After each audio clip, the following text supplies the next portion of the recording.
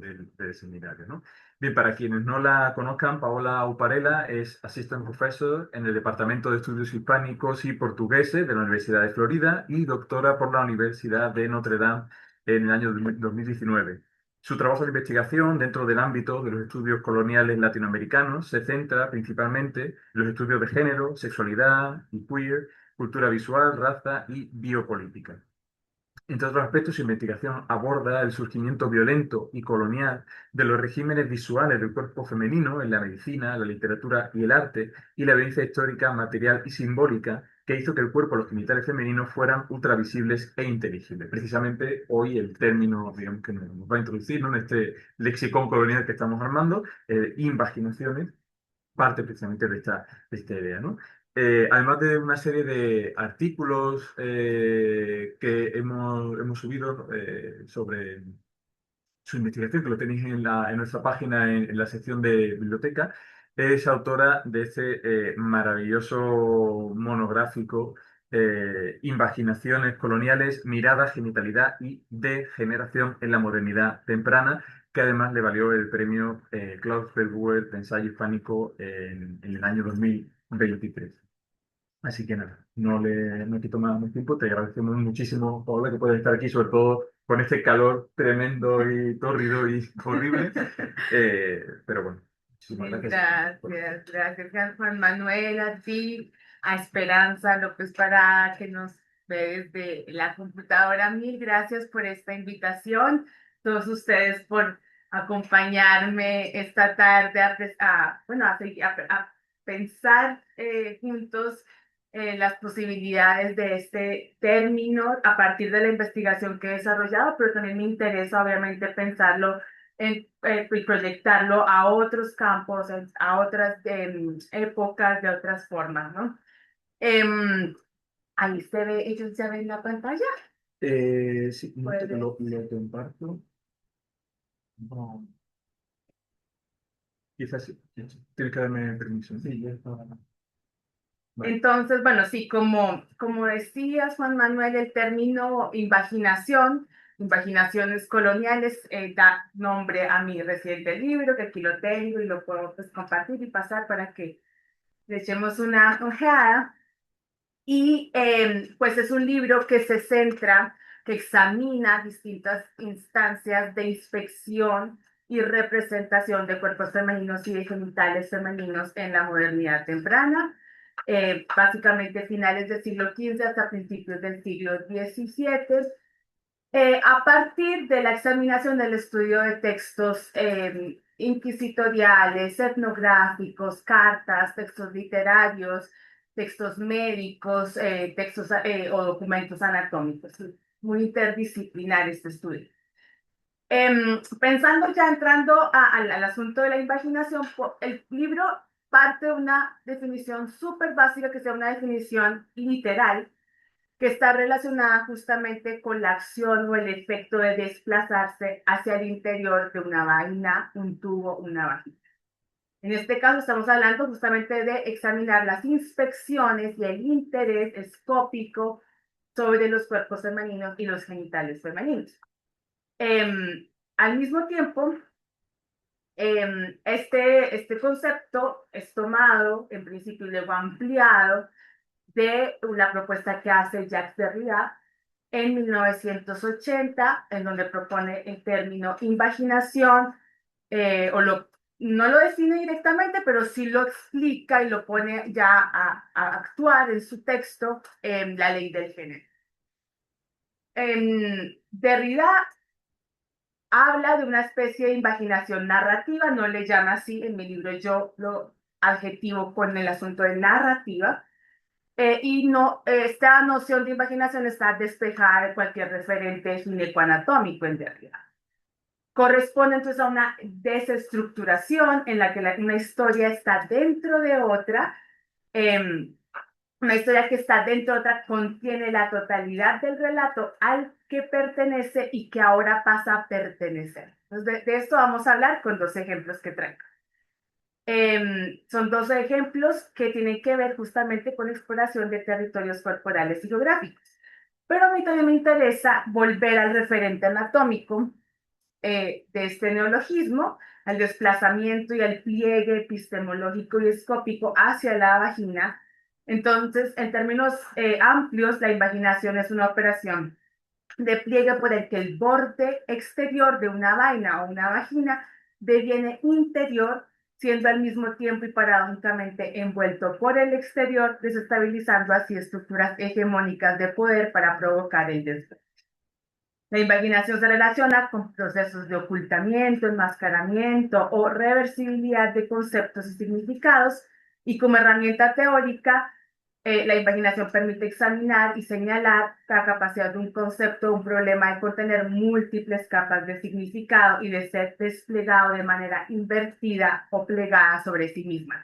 Ustedes van a ver que hay dos ejemplos clarísimos de esto, sobre los que vamos a entrar con todo el detalle. Para el contexto de esta propuesta hablamos de una operación de una operación para hacer cognoscible un territorio corporal, que son los genitales femeninos, ocultos, estrechos y desconocidos, que además son origen de la vida, a través de un proceso de invaginación epistemológica. Entonces, el libro propone la noción de invaginación narrativa, tomada de Derrida y amplía este concepto, también la noción de invaginación epistemológica, y también pues vamos a hablar de una acción para hacer evidente la mirada, las violencias de inspecciones intrusivas y la subordinación de los cuerpos, y esto implica un proceso de invaginación escópica. Entonces vamos a trabajar estos tres conceptos. La imaginación narrativa. Entonces, a ver, la imaginación narrativa. Como les decía, es tomada el concepto de imaginación es tomada de la Ley del Género, publicada en 1980 por Jacques Derrida, y específicamente Derrida habla de un proceso por el que el borde del conjunto forma por invaginación un bolsillo interno más grande que el todo. Entonces, en un conjunto aparece un bolsillo y resulta que ese bolsillo no es una bolsa dentro de la otra bolsa, sino que paradójicamente, extrañamente, derridianamente, esta bolsita contiene al mismo tiempo todo. Entonces, el ejemplo que da Derrida en su texto es una historia en que viene contando distintos hechos de un crimen, y en cierto momento un policía llega y le pregunta a un testigo qué pasó. Y el testigo cuenta qué pasó. Y eso que pasó es lo mismo que el lector ha venido sabiendo desde el principio de la historia.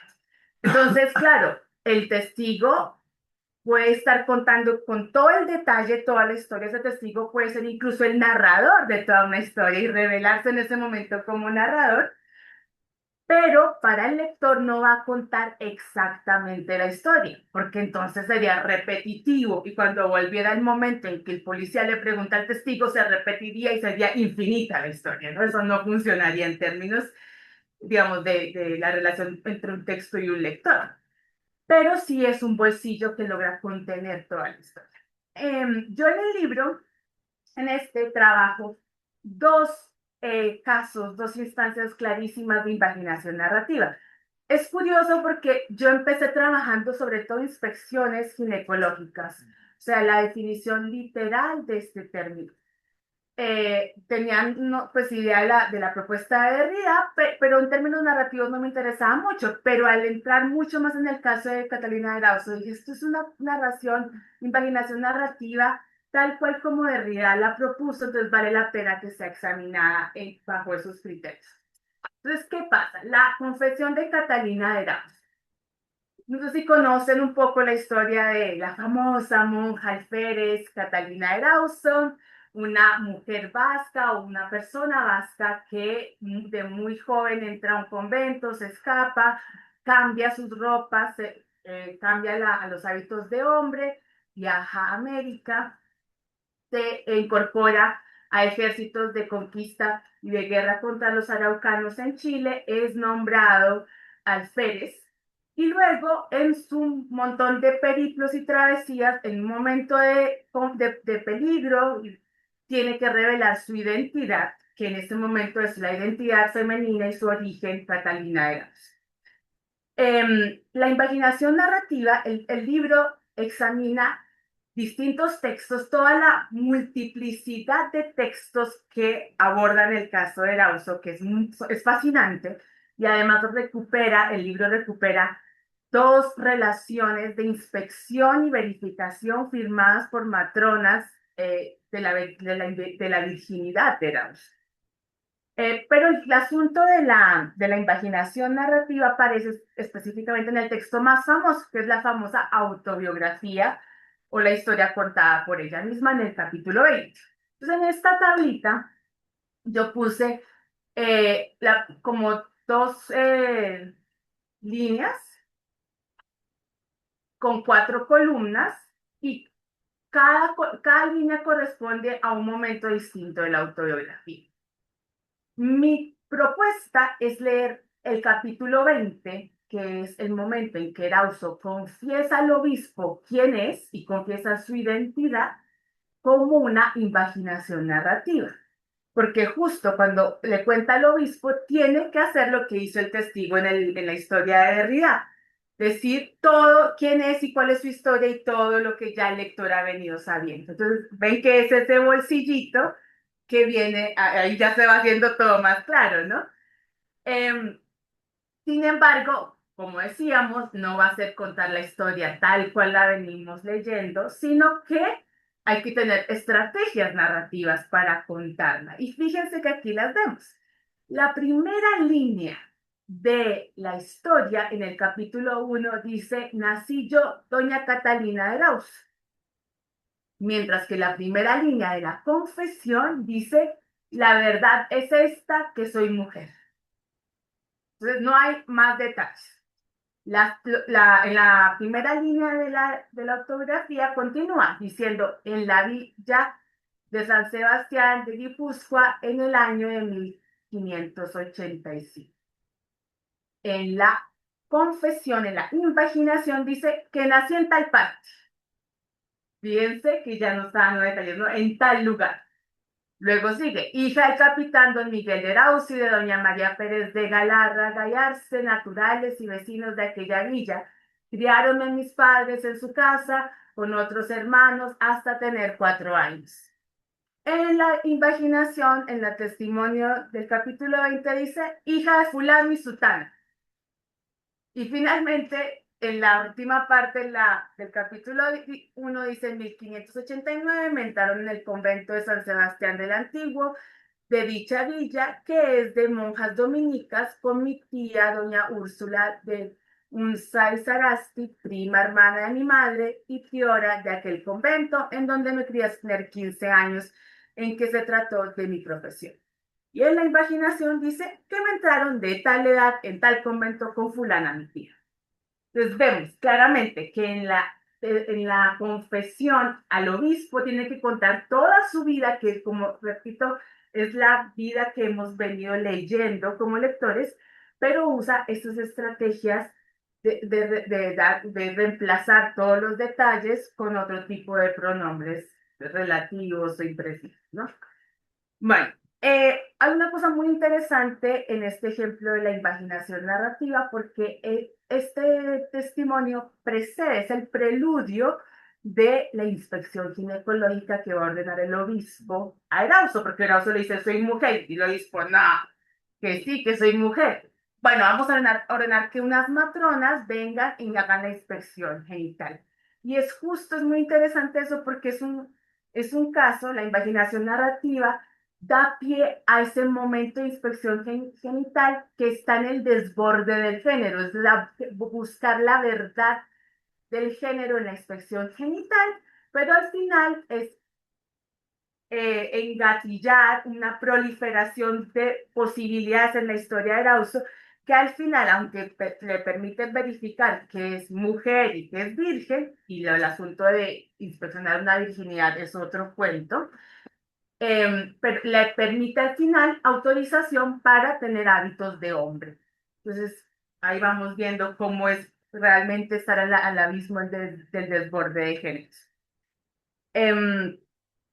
Bueno, también sobre el asunto de la inspección de la virginidad, como les decía, pues cómo se puede inspeccionar una virginidad, cómo se puede verificar una virginidad sin corromper ese cuerpo, es algo que explora con detalle el libro, como estas matronas u otros médicos, porque hay una relación que dice que son 4 médicos y 4 parteras, encierran a Erauso y hasta usan tientas de hierro para hacer la inspección ginecológica y verificar que es virgen.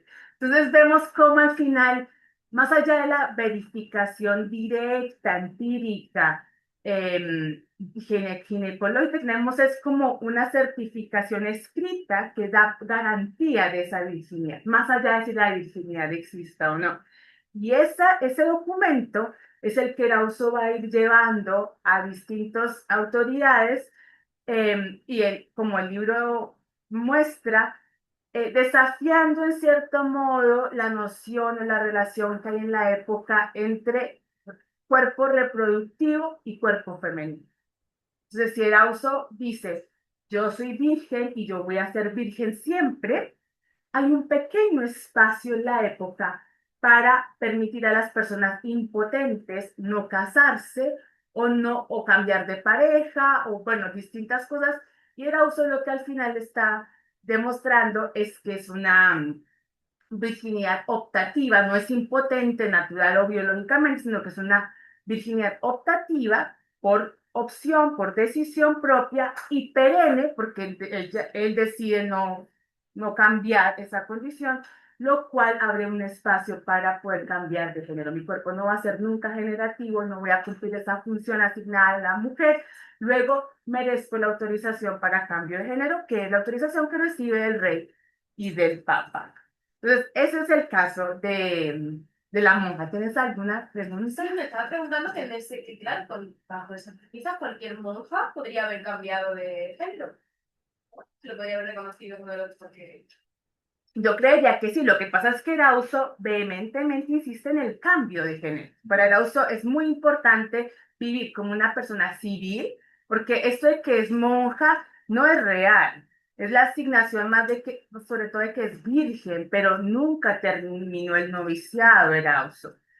eh, Cuando se descubre ante el obispo de Huamanga, dice la autografía que fue rápido llevar al convento para que continuaran los votos, pero luego Erauso viene nuevamente a España y empieza sus trámites para pedir autorización, encomienda de renta y otras cosas, y la autorización del cambio de hábitos, hasta llegar al Papa y lograr esa autorización y regresarse a Nueva España como mercader de rosas. Entonces quiere ser una persona civil, no estar, digamos, ejerciendo votos y este tipo de cosas. Pero podemos seguir hablando de eso. Bueno, el otro ejemplo de narración, de imaginación narrativa, eh, es está en la historia o la relación de Alvar Núñez Cabeza de Vaca. Un viajero, como ustedes también sabrán, un explorador que dura más de 8 años viviendo, conviviendo con habitantes de lo que hoy sería Florida hasta México. Dura recorriendo todo este territorio a lo largo de más de 8 años. Es una relación fascinante, realmente. Cabeza de Vaca cuenta muchas experiencias, tiene muchos relatos etnográficos, aventuras muy interesantes, muestra también el fracaso de la expedición. Y solo al final, en el último capítulo, en el capítulo 38, nos cuenta que todo eso que ha pasado, que ha sido un fracaso, se lo había contado una mujer mora, una mora de hornachos, a una mujer castellana que viajó con Cabeza de Vaca y Narváez, y le había anticipado, había predicho todo el fracaso de esa expedición. Entonces el capítulo 38 dice, nos lo habían a nosotros dicho y nos había sucedido todo el viaje de la misma manera que ella nos había dicho. Entonces fíjense, tenemos eso, la palabra todo, no la totalidad del relato ya contado por Alvar Núñez Cabeza de Vaca, pero además que es contado por la Mora de Hornachos en el tiempo lineal cronológico mucho antes de la expedición, antes de partir a América, Pero en el libro aparece al final, en el capítulo 38, que se abre como ese bolsillo que viene a contar toda la historia. Esto es muy interesante porque además desestabiliza la autoridad de Álvaro Núñez Cabeza Vaca sobre su propio texto, como el único narrador, y abre la posibilidad de pensar en las voces excéntricas femeninas que están contando la historia. Porque además no es solo la Mora, sino que la Mora le había contado esta predicción a la mujer castellana que sí viaja con ellos. Otro elemento interesante de la imaginación narrativa, que también describe Derrida en el ejemplo que da, es ese movimiento de circularidad que provoca la imaginación, de remitirnos a hechos ya contados de otro momento de la historia y hacernos girar de atrás y para adelante permanentemente. Entonces, acá yo, bueno, esta gráfica la ven tal vez con más cuidado en el libro, pero justamente yo pues incluí esta gráfica que además pues de tener cierta forma de vagina, no busca necesariamente apelar a eso, sino a mostrar la imaginación narrativa en la historia. Y es que en el centro está el capítulo 38, donde aparece la mora de Hernachos y cómo ciertas frases nos remiten a cosas que tanto Cabeza de Vaca como Pánfilo de Narváez han mencionado en los primeros capítulos, que para un lector que lee por primera vez o un lector desprevenido, pues nunca va a hacer la conexión, no va a esperar, no sabe que eso ya lo saben ellos porque una moda les ha contado antes. Entonces, voy a leer estos ejemplos. Dice lo de la mora, ¿no? Y la primera referencia que encontramos en el texto, en el capítulo 4, es una discusión entre Narváez y Cabeza de Vaca para entrar o no hacia Apalache, hacia esa zona norte de la Florida. Y en esa discusión hay una duda de Cabeza de Vaca justamente porque sabe que ya alguien ha dicho que si entran va a ser el fracaso. Luego, en el capítulo 38, dice, y que si alguno saliese de esa zona de Apalache, que haría Dios por él muy grandes milagros. Eso es lo que dice la Mora de Hornachos. Que si alguno saliese, haría Dios por él muy grandes milagros, pero que creía que fuesen pocos los que escapasen o no ningunos. Claro, Narváez y Cabeza de Vaca saben de esta advertencia y sobre todo Cabeza de Vaca está advirtiéndole a su jefe sobre esa advertencia desde el capítulo 4. Dice Cabeza de Vaca en el capítulo 4, tenía por cierto y sabía que él no había de ver más los navíos ni los navíos a él. ¿Cómo sabía? Por la predicción del amor a Dios. Y el último ejemplo es, de nuevo, el capítulo 38, dice, esta le dijo cuando entraba por la tierra que no entrase. Entonces, la mujer de Castilla que le dice al gobernador de la expedición, se le dijo cuando entraba por tierra que no entrase, porque ella creía que él ni ninguno de los que con él iban no saldrían de la tierra. Y en el capítulo 10 se da la disolución de la expedición y Narváez, dice Cabeza de Vaca, Narváez me respondió que ya no era tiempo de mandar unos a otros, que cada uno hiciese lo que mejor le pareciese que era para salvar la vida.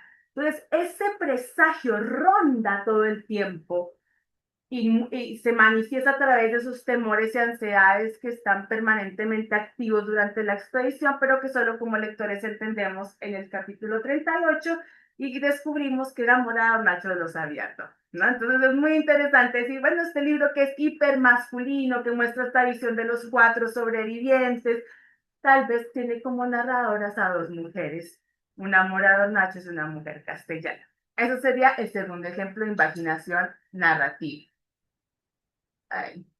Bueno, para pasar a la idea de imaginación escópica,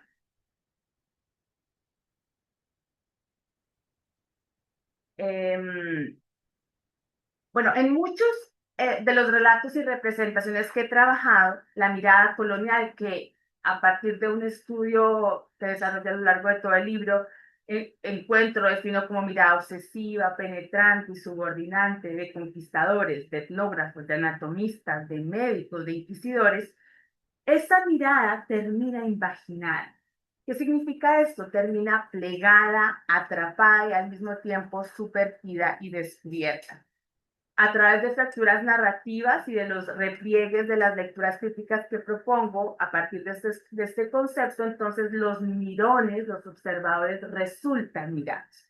Entonces, ¿cómo ver la mirada? Una de las preguntas que se hacía en el libro es cómo ver la mirada que según la gramática de la época se encubre y por tanto también encubre las violencias que permiten esa mirada y que se desencadenan esa mirada. Entonces, trabajo varias representaciones de exploradores en el primer capítulo, como Cristóbal Colón, Américo Vespucci, Pero Vaz de Caminha, el portugués, Michele da Cuneo. Y aquí voy a hablar un momentico de, por ejemplo, el famoso grabado alegórico de Van der Straet que representa a Vespucci, muchos dicen Despertando América. Como digo, este grabado se lee generalmente como una representación alegórica, pero si lo leemos en paralelo con una famosa carta también de Vespucci, que es la carta Mundus Novus, encontramos que Vespucci, por voz de él en esta carta, está muy interesado en inspección de genitales femeninos y habla de las contracturas o estrechuras de las mujeres indígenas y de que viéndolas notaba que incluso mujeres que habían tenido hijos y eran madres tenían la estrechura muy estrecha.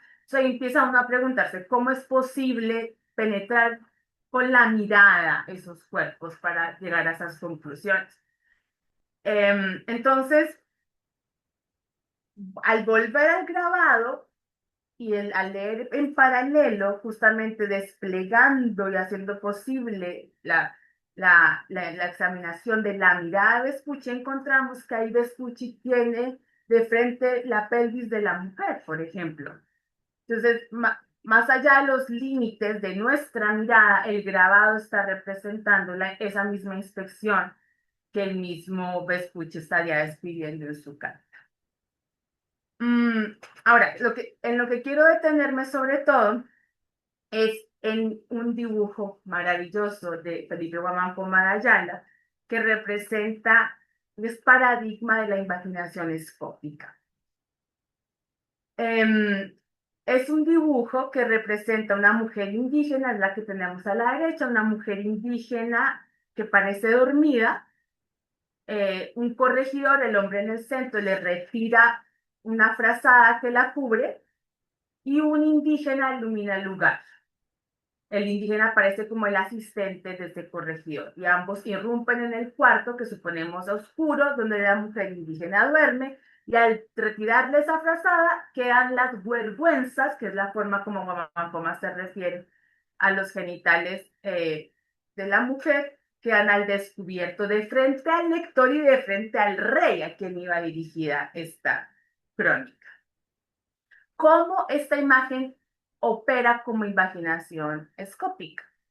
Pues según la gramática de la época, aún en textos anatómicos y médicos, la regla principal dictaba sobre el encubrimiento del cuerpo femenino y de los genitales femeninos y de la reducción del cuerpo femenino a las funciones reproductivas. Entonces, por ejemplo, en la imagen del atlas anatómico de Juan Valverde Amusco, que es la que vemos en la parte de abajo, aunque se está instruyendo, ¿no? Iluminando sobre el útero, el feto, el vientre de la mujer tiene un gesto de pudor y está encubriendo, aunque puede ser un cadáver, aún así está encubriendo su zona genital. Esa es la gramática del encubrimiento. Al lado tenemos un texto etnográfico de la época en donde una mujer del Brasil tiene una hojita de hierba que cubre su vulva, sus genitales. Algo muy poco práctico. Realmente es más fácil ir desnudo que con una hojita por ahí cubriendo, ¿no? Y aún así obedece a la gramática de encubrimiento de la época. Cuando leemos Colón, encontramos esas hojitas. Siempre los cuerpos van con hojitas. Y eso también está en completa continuidad con las famosas representaciones de Venus clásicas y Venus renacentistas, muchas de ellas odiosas, pero y muchas de ellas dormidas, que siempre están cubriendo con una mano, con un velo, con la pierna, la zona genital. Guamán Poma nos muestra lo que las otras representaciones encubren. Y para mostrárnoslo, tiene que retorcer ese cuerpo. Si ustedes notan, esa posición de esa mujer indígena es imposible, porque vemos al mismo tiempo en los pechos y los glúteos, ¿no? Es imposible. Y es muy interesante porque está tan bien, en tan buena posición ese cuerpo que no lo notamos a primera vez. Pero justamente podemos concluir cierta intención de la obra de mostrarnos lo que todas las otras obras de cuerpos femeninos no muestran. Pero también, hablando de la imaginación escópica, decíamos que, imaginen, bueno, la imaginación consiste por ejemplo, en un tubo, la pared exterior, de plegarla hacia el interior, haciendo que el interior quede en el centro de la escena. Entonces, lo que consiste la imaginación escópica es justamente traer a estos observadores que quedan generalmente fuera de escena. Aquí en la Venus dormida no vemos el espectador, no vemos el pintor. En el cuadro, en el grabado anatómico no vemos al anatomista, no vemos quién abrió el vientre así, el mirón, el anatomista, el pintor está fuera de escena y la imaginación escópica busca a través del proceso crítico ponerlos en escena. Eso que está afuera, plegarlo hacia el interior para que sea nuestro centro de atención y nuestro centro de estudio. Y lo que hace Woman Pomal, por eso digo que es un paradigma de la imaginación escópica, es que nos muestra a los inspectores, que son el corregidor y ese indígena, que además según el texto no es un indígena, sino un cura disfrazado de indio, un cura en hábito de indio. Y además nos muestra otra cosa que todas las otras obras encubren, nos muestra la violencia de esa mirada y de esas inspecciones, porque esta imagen está acompañada de un texto que denuncia directamente las violaciones sexuales, los embarazos a las mujeres indígenas. Entonces, en ese sentido es que es tan importante esta imagen de Guamangoma para pensar el asunto de imaginación. Finalmente, tenemos, ahí, ahí está, la noción de imaginación epistemológica. Esta idea está en directo diálogo con la propuesta de Thomas Laqueur, que es un historiador de la medicina contemporáneo, que ha formulado, ha determinado que en los siglos XVI a XVII no existía la noción de sexo femenino porque las partes anatómicas como la vagina o el útero se entendían solo en los términos en los que se entendía o nombraba el cuerpo masculino. Bueno, a eso Laqueur le llama el isomorfismo galénico entre el pene y la vagina, el escroto y el útero. Entonces, es común ver en anatomistas, en atlas anatómicos de la época, que se habla de pene o pene invertido, que sería los genitales femeninos, o de esperma o espermatitis y espermatitis femenino, que sería la menstruación, o de testículos y testículos internos para nombrar los ovarios. Entonces hay como una homonimia, no hay digamos, un límite del lenguaje, no hay palabras para nombrar los genitales femeninos, sino solo en los términos de lo masculino. Y en ese sentido, Laqueur dice, la noción que había era de un único sexo, y todo lo otro era inverso malforme con respecto al arquetipo que era el cuerpo masculino. Sin embargo, en la misma línea de historiadores como Catherine Park o Michael Stolberg, pero yo desde los estudios transatlánticos y estudios culturales, demostramos que el modelo único sexo no, pues, que es propuesto y analizado por Lacan no es predominante en la modernidad temprana. Entonces, aunque hay homonimia, eso no quiere decir que no hay un entendimiento diferenciado de cada cuerpo. Y en ese sentido, la conquista, el descubrimiento, el viaje transatlántico, la modernidad que se desencadena con la colonización, es muy importante. Es un campo que Lacan no estudia porque él solo estudia el archivo europeo del norte, pero el mundo colonial ibérico-americano es muy importante porque nos da cuenta del interés en la reproducción de la población indígena, por ejemplo, en cómo hacer que entre guerras y muertes los indígenas puedan regenerarse para tener más mano de obra, para producir más riqueza, por ejemplo. Y hay distintos pensadores, viajeros en la época que están describiendo directamente el asunto de genital femenino con todas sus características como Vespucci o como Bartolomé de las Casas para hablar justamente de proyectos de multiplicación de la población indígena. Entonces, no es que haya un entendimiento entre estos pensadores de una inversión o malformación o una noción única de sexo, sino por el contrario, están muy interesados en entender la anatomía genital femenina y eso se da hasta los procesos de colonia y colonización.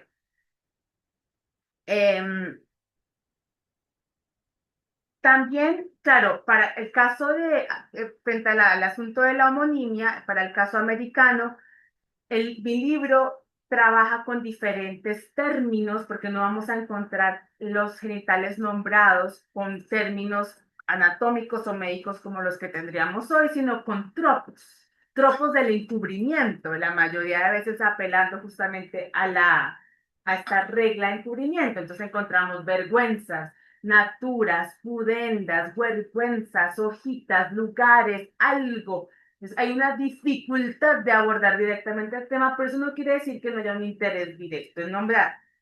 Y al mismo tiempo, cada tropo aparece en un contexto y se debe definir y leer en ese contexto para ver cuál es el alcance. Por ejemplo, las naturas en Colón aparecen entre tierra fértil explotable. Entonces ahí vemos el interés de extraer cuerpos y de comercio de personas y otro tipo de cosas que vamos a encontrar a lo largo del archivo colombino.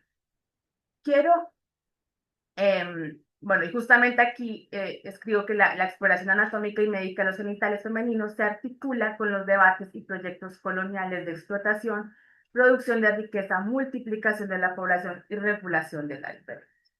Entonces, este es el modelo anatómico que permite al autor decir la noción era un único sexo, que es la famosa gráfica de Vesalius de la vagina como pene invertido. Pero como les digo, esa es una forma tal vez de abstracción, de representación desde la anatomía, pero no es la noción generalizada. Y traigo entonces dos ejemplos para ilustrar esto de la imaginación epistemológica. Esta es una cita de Fernández de Oviedo. Voy a leerla para que veamos cómo se nombra los genitales masculinos en términos de materialidad, positividad, presencia, y cómo los femeninos aparecen en términos de negatividad y ausente de encubrimiento. Dice Fernández de Oviedo, en algunas partes ellas traen unas mantillas desde la cinta hasta la rodilla rodeadas que cubren sus partes menos honestas y todo lo demás en cuero según nacieron.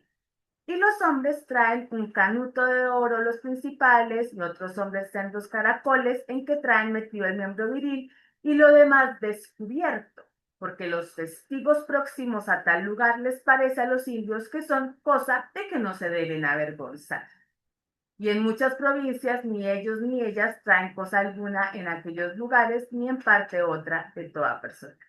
Entonces tenemos que los genitales masculinos que se nombran con detalles, ¿no? Miembro viril, testigos, que son los testículos, están además descubiertos porque no son objeto de vergüenza, mientras que las mujeres, que además van cubiertas desde la cabeza hasta el piso, porque hablan en muchos momentos de mantillas amarradas que las cubren todo, lo que cubren son las partes menos honestas. O sea, ni siquiera cubiertas dejan de ser el locus del pudor. Bien, y además los testigos aparecen como testigos de la presencia viril, ¿no? Mientras que lo otro es el lenguaje de la vergüenza. Otro ejemplo, y ya con esto pues terminaría este punto, es el caso de un cirujano morisco transgénero, el famoso caso de Elena o Eleno de Céspedes en Toledo, de mediados del siglo XVI. Es una historia muy, muy interesante, porque nos presenta además lo que podríamos llamar una instancia material anatómica de imaginación. ¿Por qué? Más allá del asunto de ridiano, teórico, ¿no? Pues aquí tenemos un caso casi que quirúrgico y anatómico de imaginación. La historia es la siguiente. Eleno es un cirujano que pide autorización para casarse y por distintas sospechas empieza a decir que él tiene sexo de hombre y sexo de mujer, que es hermafrodito, etcétera. Entonces tiene que llevar dos procesos. Primero un proceso civil para poder casarse, en donde se trabaja justamente la sospecha de si es hombre que se puede casar, y luego un proceso inquisitorial. En total, Eleno es inspeccionado alrededor de 8 veces por más de 20 personas. Y cuando digo inspeccionado, es inspeccionado genitalmente, tocado, penetrado por más de 20 personas. Entonces ahí vemos las violencias, ¿no?, que implican estas inspecciones, tanto jurídicas, civiles como inquisitoriales. El asunto, la historia, es que en principio hacen la primera inspección y determinan que tiene un miembro viril con testículos bien formados. Teniendo miembro viril, tiene autorización para casarse con la persona que está frente a la cual está pidiendo autorización. Los médicos de la corte, los urólogos de la corte, vienen a hacer esa inspección y dicen, en efecto, tiene miembro viril bien formado, bastante y bueno, porque además son muy abundantes en sus adjetivos en el proceso. Pues resulta que al siguiente momento el miembro viril desaparece y no deja ninguna cicatriz. Entonces llaman a los urólogos de la corte como autoridades, a ver, tú, el experto, tú dijiste que esto era bastante bueno y ahora no hay nada. Y aunque uno de ellos era experto no solo en urología, sino en lo que en la época se conocía como ninfea, que era una enfermedad genital que podía asociarse con malformación o crecimiento del clítoris, este médico Francisco Díaz no explica el caso como una posible ninfea, y lo que termina haciendo, o sea, lo que rápidamente hace es acusar a Eleno de brujería y pactos con el diablo. Tenemos al experto de urología más supersticioso que dice, bruja, ¿no? Esto es un caso de hechicería, nos engañó.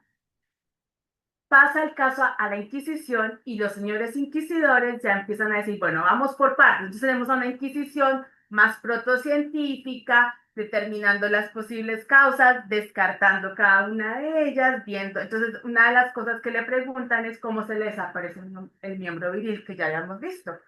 Hubo un accidente a caballo, se le accidentó, se gangrenó, habla de gangrena, habla de cáncer y que desaparece. Y que se hizo muchas curaciones con alcoholes, vinos, otras cosas, y ya no le quedó mal. Frente a esa respuesta, la siguiente pregunta es cómo le apareció ese miembro viril, si usted nació como mujer. Entonces, la respuesta que da Leno es que cuando parió, que además demuestra y tiene que confesar que era madre, y el asunto de la reproducción, como hemos dicho, determinaba que Leno entonces era mujer, pero dice que en el momento del parto, de tanta fuerza que hizo, parió al hijo y también un miembro viril. Entonces vemos que ese órgano interno o ese miembro viril interno que los anatomistas están pensando, representando, se hace real en el caso o la hipótesis de Leno y resulta siendo un miembro viril externo. Entonces, ¿cómo se desinvagina, por decirlo así, el miembro viril interno? Así es como dice Leno, y luego dice que después de varias cirugías el miembro viril salió bien y por eso es que pudo tener luego cópula con mujer y demostrar que era hombre. Bueno, el asunto es que el conocimiento que tiene Leno como cirujano es tan amplio y logra articular también conocimiento, pensamiento medieval epistemologías medievales con las renacentistas, que logra articular las ideas de hermafroditismo, cambio de género por asuntos de hermafroditismo, con esta idea de pene invertido de la época, argumentar muy bien su historia y no será llevado a la hoguera. Al final es condenado a muchos azotes, pero su vida se mantiene vivo y es también condenado a servir muchos años como enfermera, pero no es llevado a la hoguera. Entonces, esta acusación de brujería no tiene su cometido. Entonces, ahí tenemos ese caso de lo que sería una investigación epistemológica. Entonces, para terminar, simplemente quisiera resaltar que pues, vimos el asunto de la imaginación narrativa, que ocurre cuando un relato, hay un relato dentro de otro, como una bolsa o vaina que contiene todo el relato. La imaginación escópica, que pone en el centro la mirada, al observador y las violencias que hacen posible esa mirada, que justamente implica una operación de crítica, de pliegue y despliegue, porque esas miradas buscan encubrirse, salirse de escena, y es nuestro trabajo crítico ponerlas en el centro de la escena.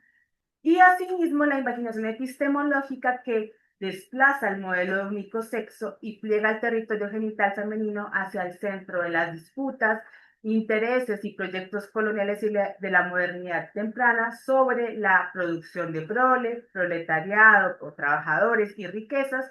Y entonces es un lugar que de ninguna manera puede ser entendido como inverso, malforme o vacío, sino que es el centro de disputas coloniales. Bueno, eso es como en general estas tres nociones sobre imaginación. Bueno, pues muchísimas gracias, Paola, por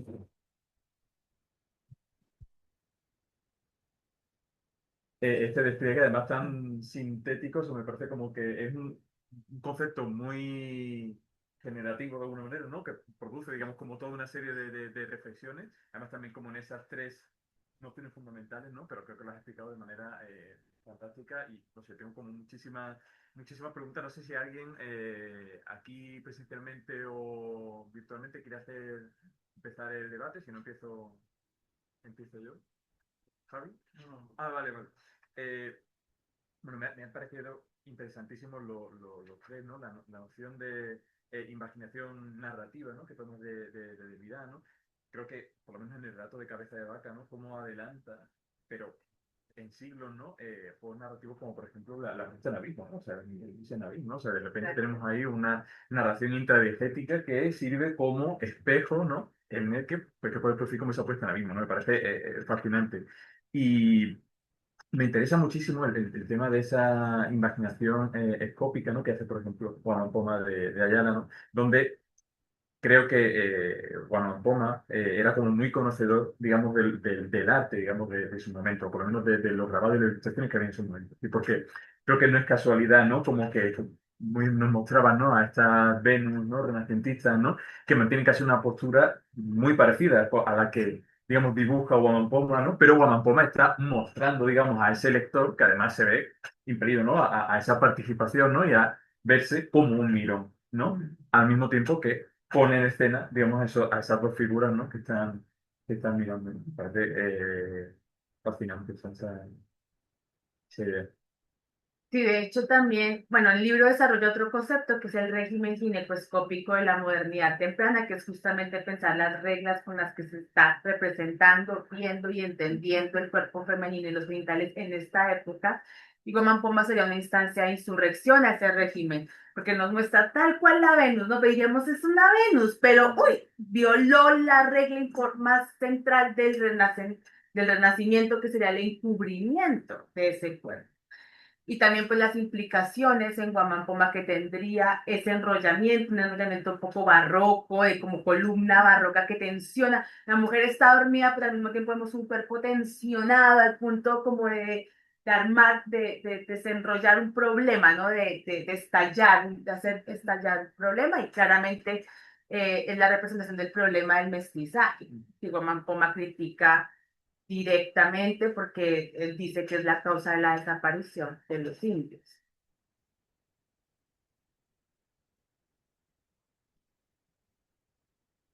Si alguien tiene alguna... Ay, tenemos aquí un mensaje, pero no sé, no sé si tú lo ves. Ah, no.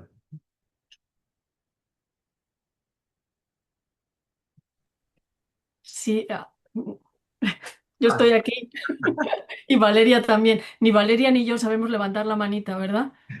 No, creo que sé. Tú sabes, yo no, no tengo ni idea. No lo encuentro. Empezá vos, Esperanza, yo después intervengo. Bueno, gracias, Valeria.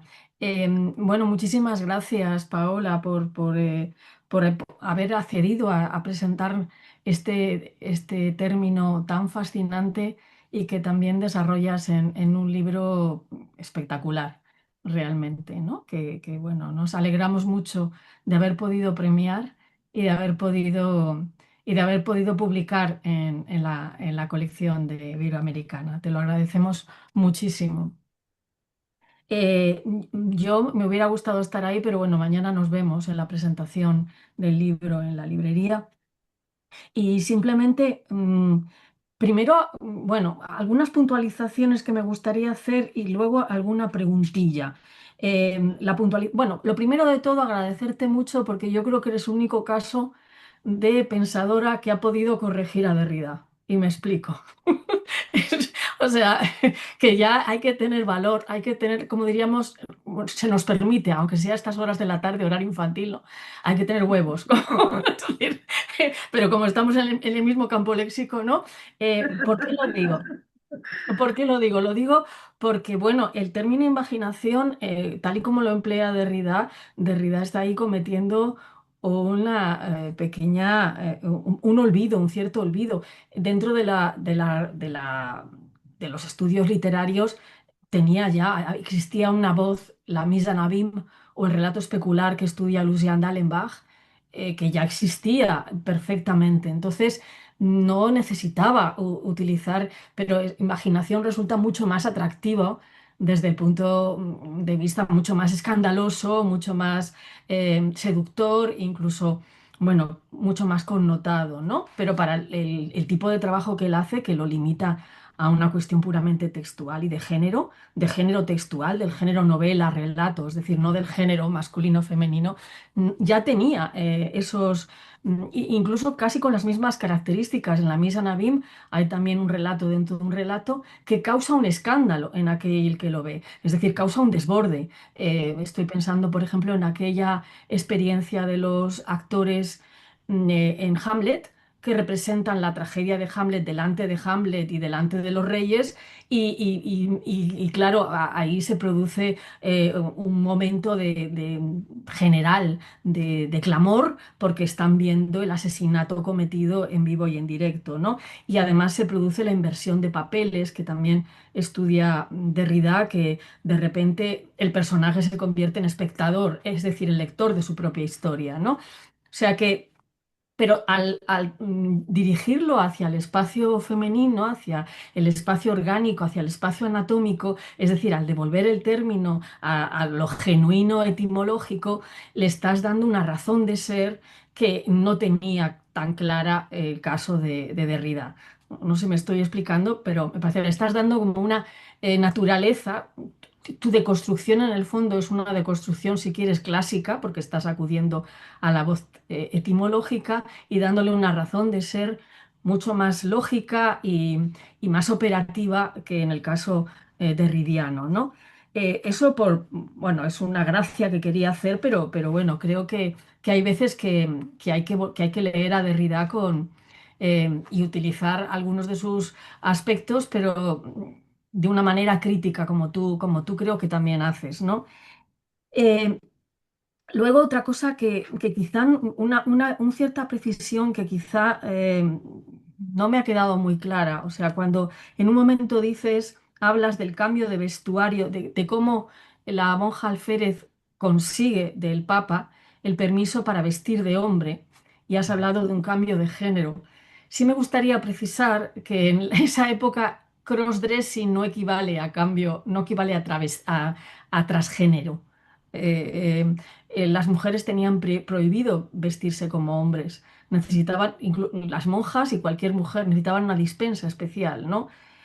era por alguien que decía, entonces todas las monjas podían cambiar de género. No, podían cambiar de ropa, pero no podían cambiar de género, ¿no? Si a lo mejor la monja alférez hubiera propuesto al Papa que ahora quería vivir como un hombre, es decir, tener relaciones con otra mujer, el Papa le habría dicho, bueno, hasta aquí hemos llegado, ¿no? O sea, es otra, no, no es lo mismo, estaba separado el género del vestuario, que creo que a veces... Bueno, y sí una pregunta. Hay un momento en tu texto que trabajas con eh, ese paso de cabeza de vaca a un comportamiento ambiguo. Me parece muy interesante porque tu lectura, la lectura habitual que se ha hecho de cabeza de vaca como un transculturado, en tu caso incluso es un transculturado no solo al mundo indio, sino al mundo de las Indias. Hay un instante en que su transculturación es acercarse a la realidad de la mujer, ¿no? Me parece que es una nueva lectura de esa transculturación de cabeza de vaca, me parece muy, muy oportuna. Ese cambio, ¿en qué tipo de imaginación lo colocarías? Ahí, Bueno, digamos que también podemos pensar, yo no termino diciendo, por ejemplo, en el caso que expliqué de la Mora Noches, yo no termino diciendo que la única narradora es la Mora, sino que hay un tejido de estas voces de la Mora de Hornachos, la mujer castellana y cabeza de vaca. Entonces yo creo que ahí estaría, por ejemplo, en el caso de la imaginación narrativa. Justamente cabeza de vaca participa de ese desborde de su propio relato para dar paso a otras voces porque también se articulan con su propia voz.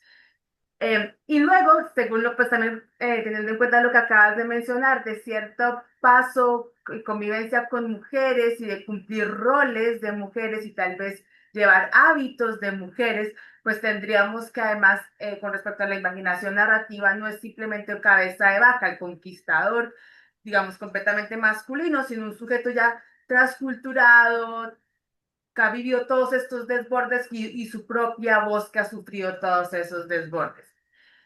Sobre su experiencia con las mujeres es muy interesante porque él vive como cautivo y padece y se queja de todo lo que tiene que llevar como cautivo, pero en realidad, pues él tiene muchas posibilidades en esa convivencia con las mujeres, porque las mujeres, aunque cargan el agua y sacan la comida, también son las que cumplen roles de comunicación. Entonces eso le permite a Cabeza de Vaca también empezar a entrar a cumplir ese rol con un poco más de independencia hasta volverse mercader.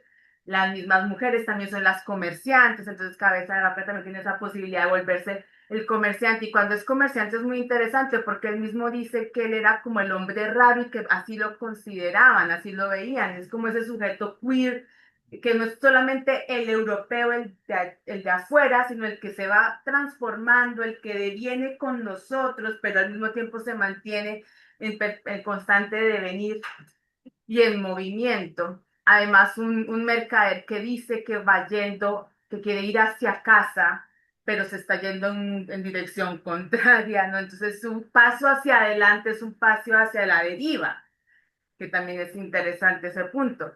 Y otro elemento muy importante de su convivencia con las mujeres es que mientras él se va quejando que le tocaba hacer todas estas cargas, cuenta en dos momentos, en una oración cortica, que había hombres, entre ellos había hombres que cumplían funciones de mujeres y se casaban con hombres. Y en un momento dice que cometen pecado contra natura, en otro momento dice que se conocen como amarionados y que son hombres que no participan en la guerra. Bueno, y en últimas, pues mientras vamos leyendo las historias de Cabeza de Vaca, vamos entendiendo que Cabeza de Vaca estaría cumpliendo un rol de amarionado, que es ese hombre que está conviviendo con mujeres y haciendo roles de mujeres. Cabeza de Vaca no tiene un lenguaje tan duro con respecto a ellos, ni se centra en ellos, pero en últimas está como describiéndose en un espejo. Y ahí también podríamos ver ese asunto de cierta espectralidad y reflejo que tiene que ver con el Misanabi y con la imaginación también, ¿no? ujú. Muchas gracias por tus comentarios y preguntas. No sé si por ahí, Valeria, tú habías levantado la mano Sí, también. ¿qué tal? ¿Cómo están? Bueno, gracias por esta presentación tan linda y tan clara. Y gracias por tu libro, Paola, que me pareció precioso, lleno de ideas. Es un libro eh, muy desafiante porque consigue leer textos que, no todos, ¿no? Pero algunos textos ya habíamos leído, qué sé yo, Cabeza de Vaca, Guamampoma, Colón, desde una mirada completamente nueva para mí, ¿no? De un enfoque muy original. Entonces eso me parece que más allá del libro en sí, renueva los estudios que nosotros hacemos en general, ¿no? Nos permite pensar también cómo articular ciertas teorías, como la de Arriaga, que no fueron pensadas para el mundo colonial, en favor de nuestras lecturas contemporáneas. Y en ese sentido mi pregunta es muy puntual, no porque no se entienda en el libro, sino porque me interesa eh, profundizarlo más.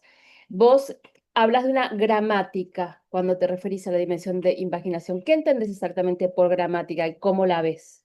A diferencia de una retórica, por ejemplo, de un uso de ciertas figuras. Sí, muchas gracias.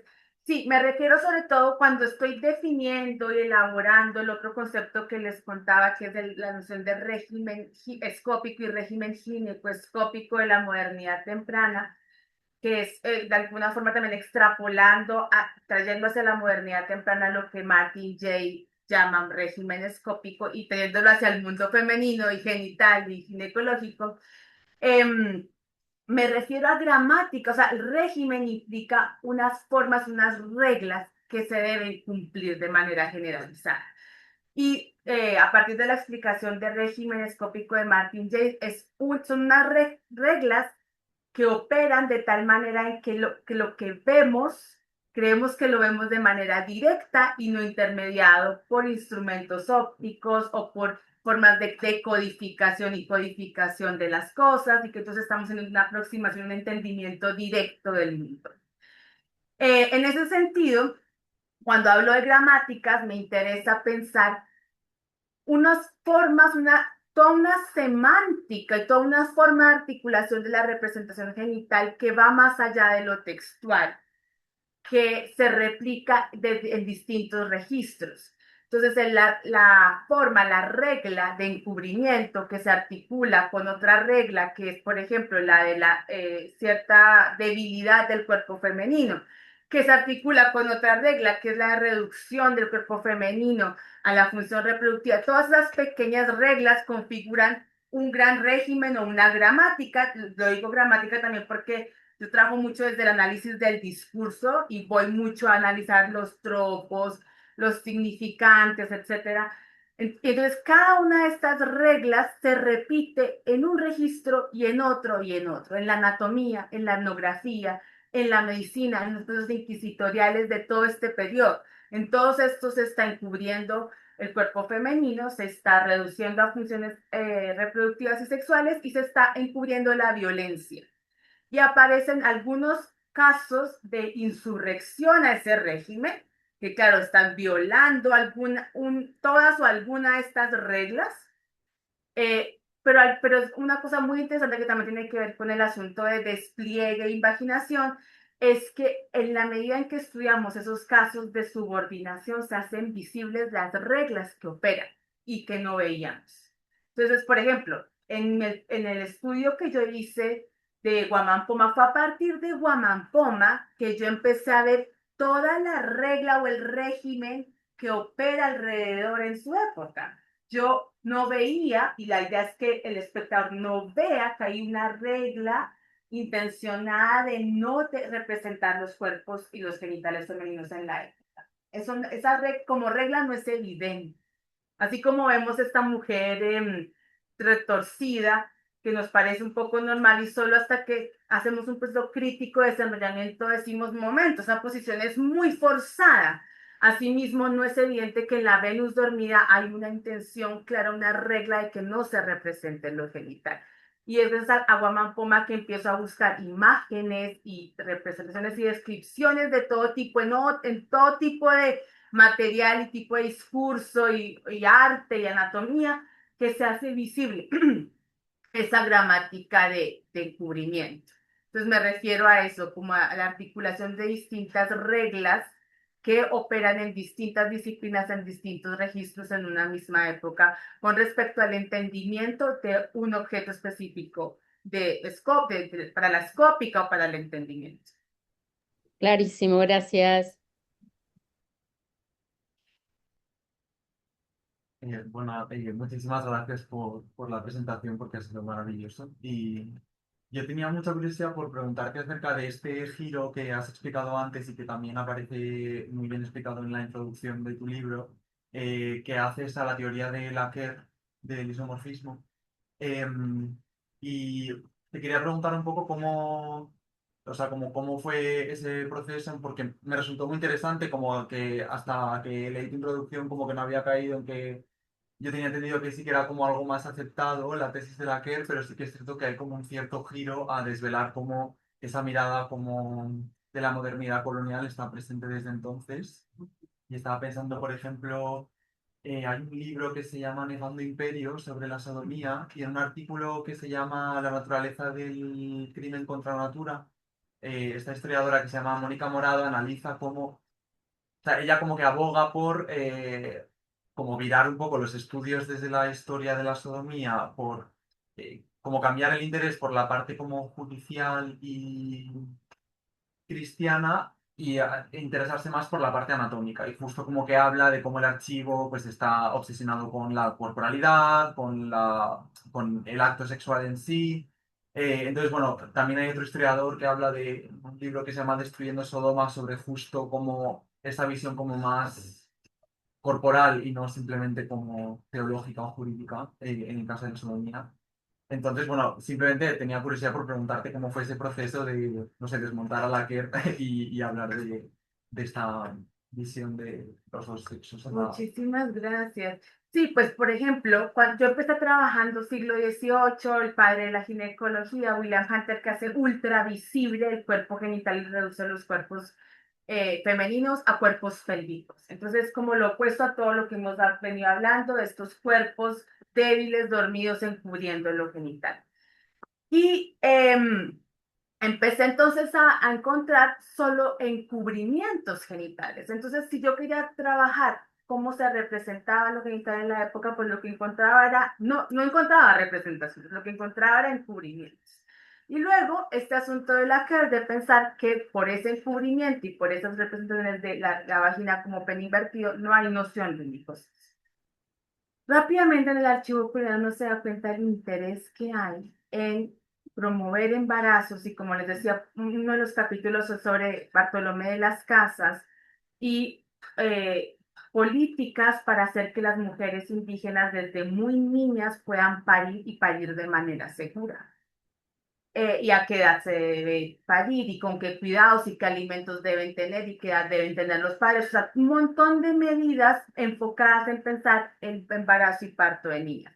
Hay claramente un interés en pensar no solo la diferencia, sino el cuerpo femenino y el asunto de la reproducción en todo el detalle. Entonces, al principio la noción de la que resultaba muy simple, porque ¿cómo pensamos cómo lidiamos esta idea de que se pensaba el cuerpo femenino como una inversión o malformación, o que no existía la noción, y que por otro lado estos pensadores estén tan interesados?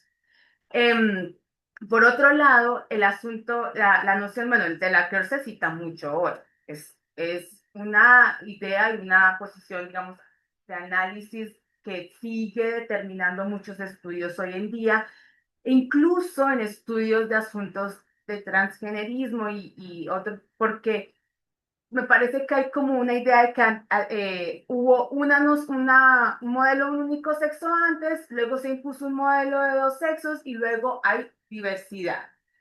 Y en realidad en la modernidad temprana, también por una herencia del medioevo, hay una amplitud y una diversidad en la noción de género, digamos, de sexualidad, de función corporal y de función genital.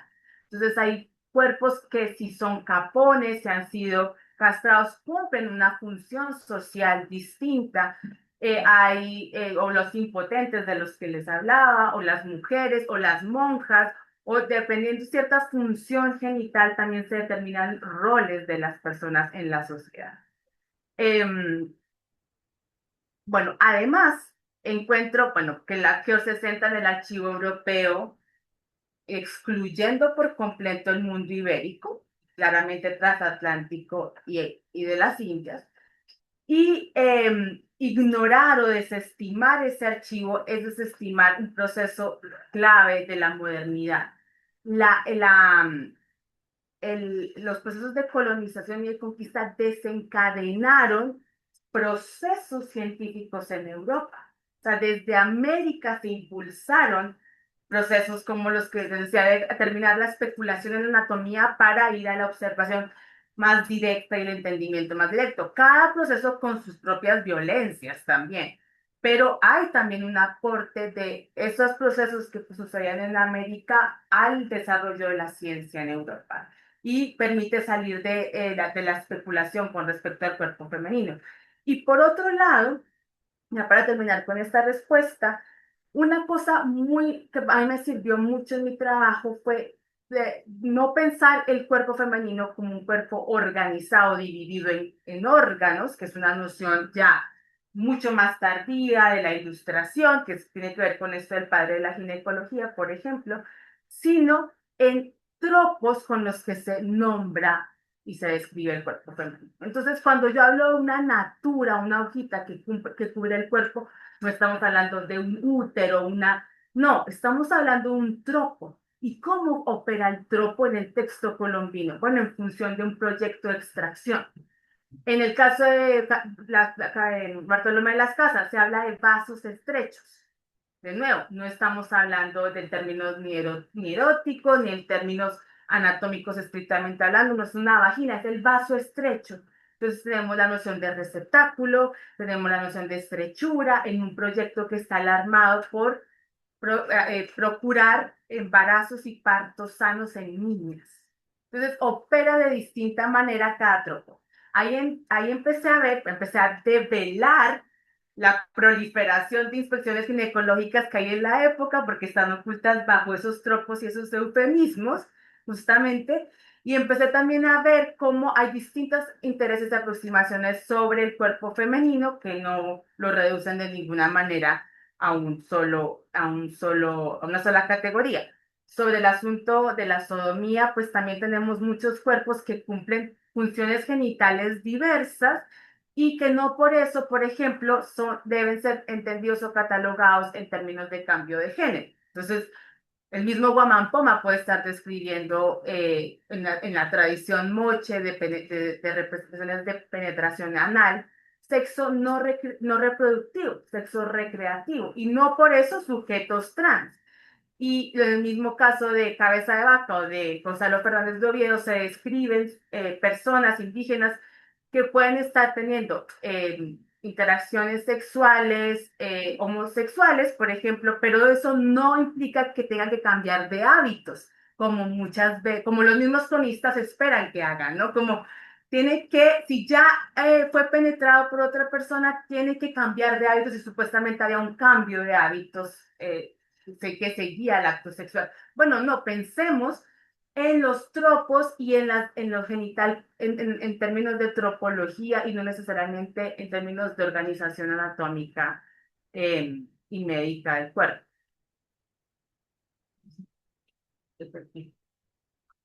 Bueno, no sé si yo se me ocurrió como varias preguntas justo a raíz de esta idea, ¿no? Porque lo estaba pensando, no sé si te has encontrado como en la investigación, ¿no? En momentos, digamos, donde se refieren, ¿no? En el caso de Guamapoma, ¿no? Que digamos que es como fuera, digamos, de la norma, ¿no?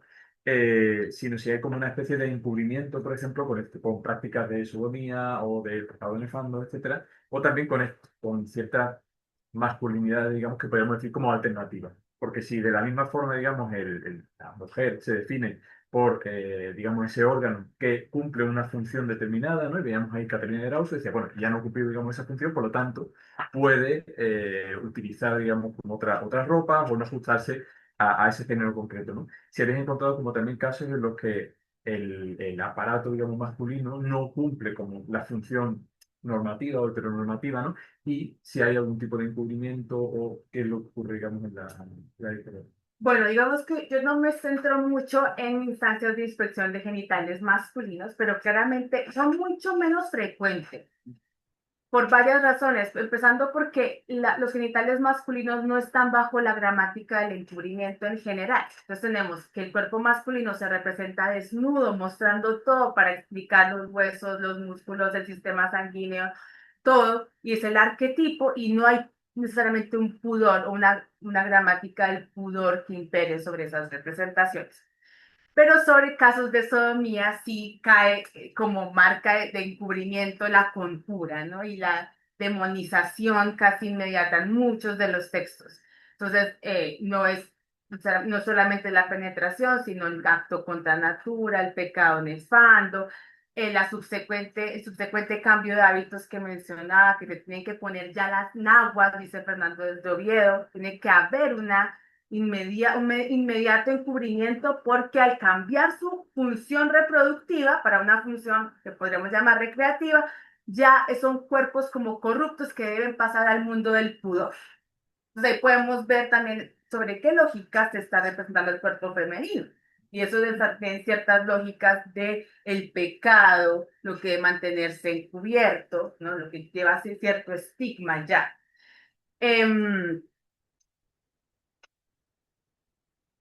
Creo que perdí una parte de lo que también me preguntabas.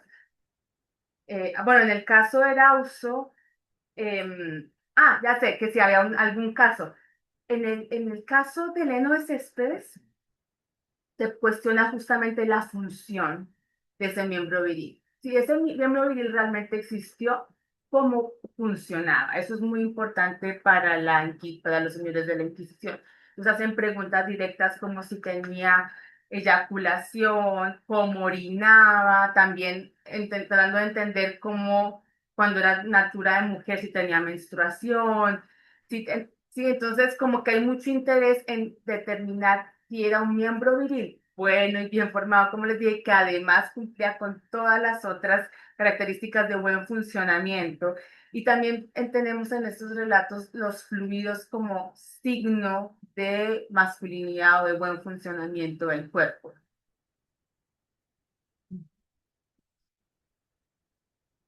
Por ahí.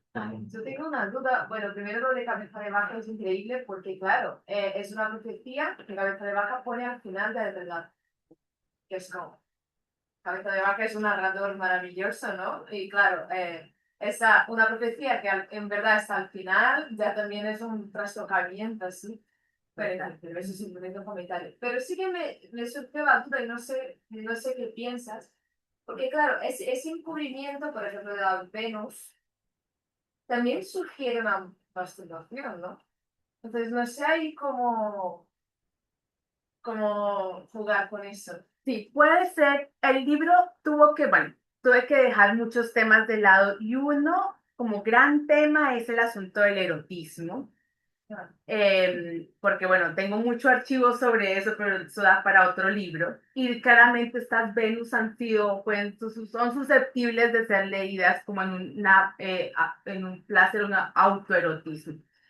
Sin embargo, si miramos la imagen de Guamampoma, el libro ofrece distintas lecturas de este dibujo, también en un ejercicio de pliegue y despliegue insaciable, entonces como que no hay un lugar estable para leer esta imagen y ese es uno de los propósitos, digamos, que yo tengo de poner en cierto lugar incómodo al lector, pero también de ir recorriendo exhaustivamente un camino que nunca va a tener fin de lecturas de la imagen de Guamampoma.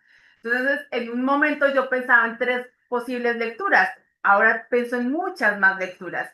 Una lectura puede ser en el contexto colonial, entonces ese dibujo representa una visita a un corregidor, muy común en la época, incluso había extirpadores de idolatrías que justamente estaban buscando acabar con prácticas como la sodomía o el sexo anal, estas cosas, entonces podría ser.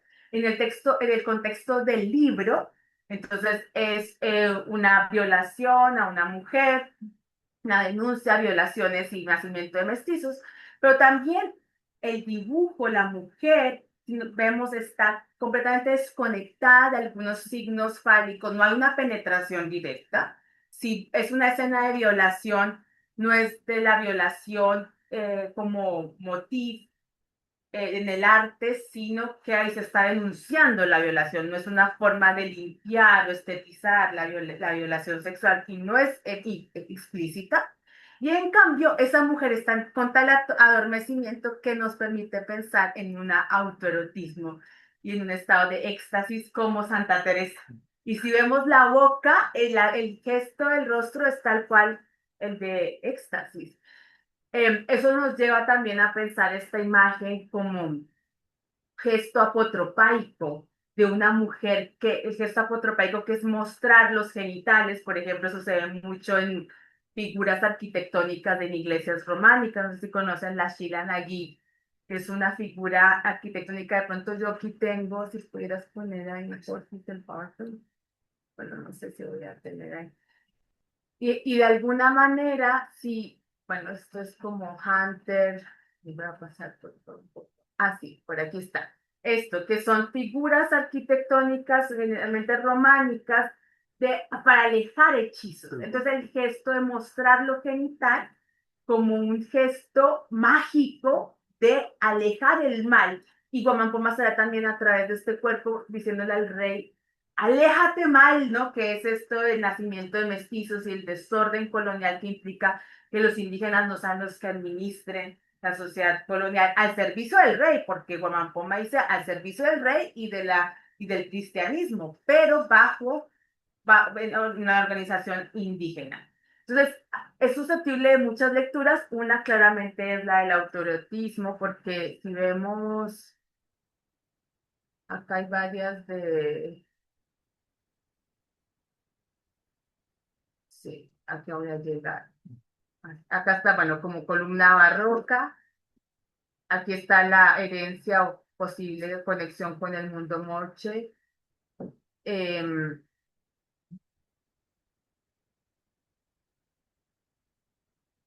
ay, no sé por qué está acá. No lo tengo. Pero sí, como Santa Teresa tiene el mismo gesto. Ahí lo vemos, a la mujer.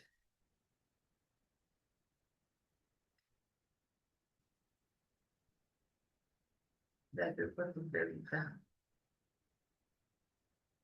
Bueno, y por ejemplo, en el caso de Leno, también otra cosa que se indaga mucho es sobre la erección, y una de las señales, todo el tiempo le preguntan a la esposa de Leno si ella vio ese miembro viril, y ella todo el tiempo dice, había algo, sentí una cosa dura, había una cosa tiesa. Entonces el asunto del placer y el erotismo también aparece a través de muchos velamientos. Es difícil hablar de esto directamente, pero aparece en distintos momentos.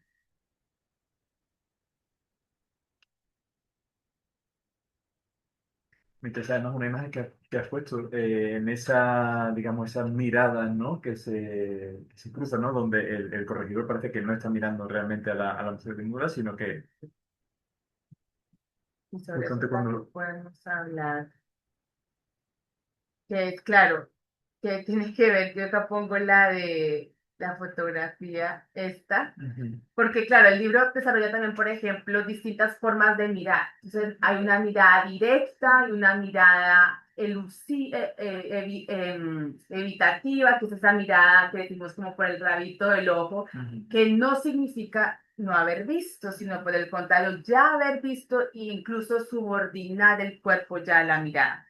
Entonces, el corregidor podría ser el que no está viendo, pero en esta comparación con la fotografía vemos que hay una mirada también subordinante y penetrante a través de la mirada oblicua. ¿Esta era la que decías? Sí, sí, sí. Y también el libro, bueno, trabaja en este ejercicio de desenrollamiento visual y crítico. Entonces, en colaboración con un artista, hicimos estos desdoblamientos del cuerpo femenino, en donde estaría la posición un poco más natural de esa mujer indígena. También, si notamos en el centro del corregidor, en el centro de la imagen, el corregidor se está tapando con su propia capa. Ujú. Entonces, Otra lectura posible es esa de que está cubriendo sus propias vergüenzas. Mientras descubre las vergüenzas de la mujer, está encubriéndose y tapándose del indio, ¿no? Y ese pequeño gesto nos remite, o puede remitirnos a otro momento de la crónica en donde unas mujeres indígenas radicalmente subvierten este régimen ginecoescópico del que hablamos, en donde son ellas las que miran a los exploradores Pizarro y Almagro y se burlan, dice el texto, de la fija de los cristianos, dice el tema. Entonces es un momento gracioso, muy subversivo, en donde se invierte la mirada masculina sobre la vergüenza y muestra a las mujeres no solo mirando, sino burlándose. Inmediatamente Guamampoma dice, esas mujeres fueron asesinadas. Atahualpa las ordenó matarlas y envió otras dos. Entonces son efímeros momentos de subversión a la mirada que se despliegan entre todos esos pliegues de las mantas y la capa del corregidor y las vergüenzas. La imagen es muy productiva en términos de pliegues, pliegue e imaginación. Entre más la miramos, desplegamos muchas más lecturas. Fascinante, o sea, la verdad que... Bueno, no sé si alguien tiene alguna pregunta más o podemos ir cerrando. Esperanza, Sí, creo que... ¿Sí? perdón, sí. No, Disculpa. justo es que era simplemente si podías ampliar un poco ese desbordamiento que tú has señalado cuando el mirón se convierte también en mirado. Porque es importante, yo creo, ese juego de bolsillos que se contienen, ese desbordamiento por el cual de repente el bolso da la vuelta, como tú has señalado muy bien, la imaginación da la vuelta y el que mira es mirado porque añadiría una crítica tremenda al dibujo de Guamán, ¿no? Estaría directamente denunciando esa mirada culpable, ¿no? O sea, en el régimen escópico la mirada no es inocente, la mirada es culpable y tiene que pagar de alguna manera por ello. Entonces, si podías desarrollar un poco ese juego de desbordamiento por el que el mirón pasa a ser mirado, que me parece muy interesante también en tu libro, y lo más rápidamente que quieras y ya estás muy cansada, pero me No, parece que es un tema que es importante, ¿no? muchas gracias. No, yo encantada de ampliar sobre esto. Yo creo que podemos abordarlo más o menos de tres maneras. Una es ver, por ejemplo, a Colón como Miró.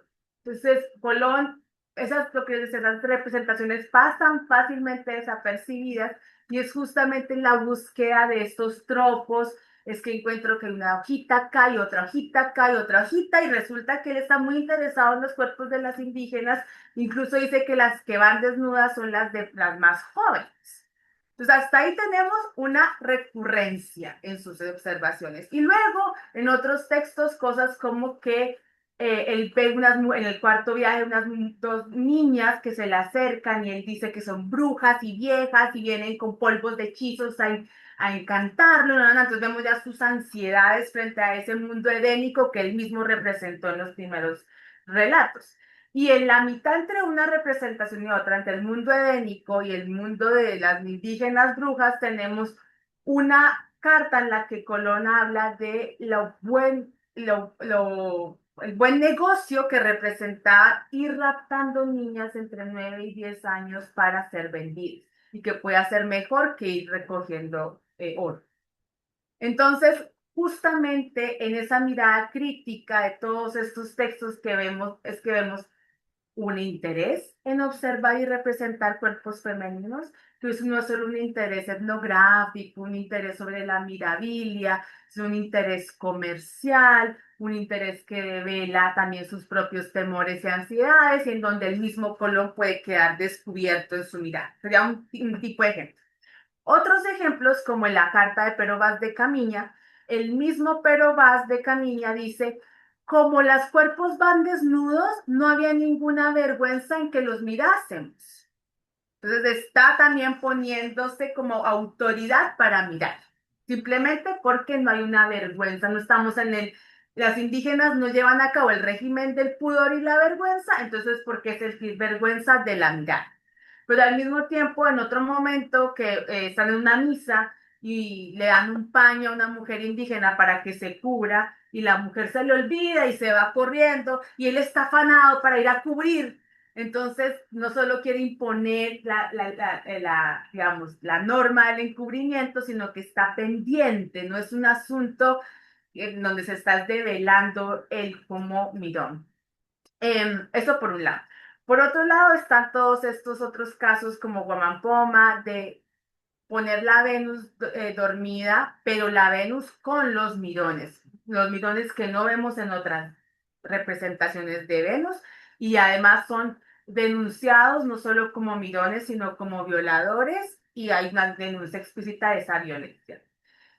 Pero podríamos, y bueno, y el caso de otros tipos de inspecciones, como el caso inquisitorial, que ya es un despliegue de y penetraciones, una violencia persistente, de Leno de Céspedes, como les decía, inspeccionado más de 20 veces, tocado, etcétera. Entonces, llamar la atención sobre ese lenguaje directo también está llamando la atención sobre estas miradas, estas violencias que implica el mirar, como para no tomar el caso simplemente como un caso de un cirujano transgénero, como muchos colegas lo estudian, sino ver las violencias a las que es sometido ese cuerpo y entonces los actores de esa violencia, porque no es solo el sujeto subordinado, sino los actores, cuyos nombres no están, no hay firmas de estas personas. Llamaron a 10 vecinos en un momento, hay 10 vecinos que llamaron, no son NNs, no hay identidad sobre ellos, no podemos denunciarlos, pero al menos decir, estas eran las prácticas.